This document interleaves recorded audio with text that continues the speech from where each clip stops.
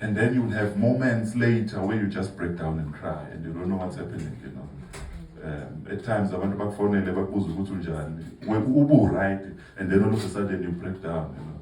So you went through a phase la ayivalela khona endlini engasakwazi uku-associate nabantu, you know, went through depression. And then with the podcast, he show something very interesting. What if somebody came to him, what again, usho ntanga, bangathi uyakwazi ukuhlehlisa ikhathi, would you die for your son, you know? Avesana kuphendule ngokusheshe enganakile athi yeah, mangathiwa ngempela ngithole opportunity ngancamela ukuthi ngife for my son so that yena he can live, you know.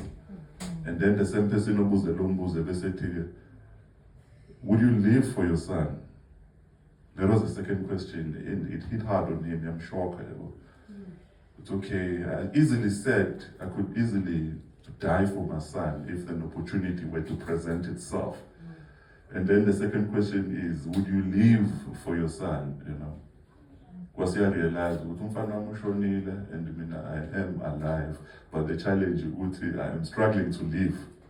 So maybe it would be an honorable thing for me, while ngim-honorishe ngokuthi ngiphile, kunokuthi ngithi ngiphila kodwa ngibe ngifa, because of the challenge that I went through. So there are people in this house right now,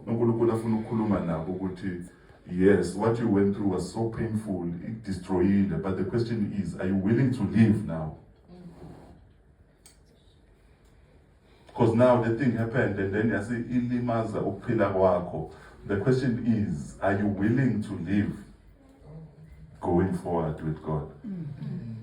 For 3 seconds. Are you willing to live despite the pain that you've gone through? Because your superpower will be in you embracing what has happened and the ability to move forward. Not because you are saying the pain, you understand the pain and everything, but despite that, be willing to live going forward.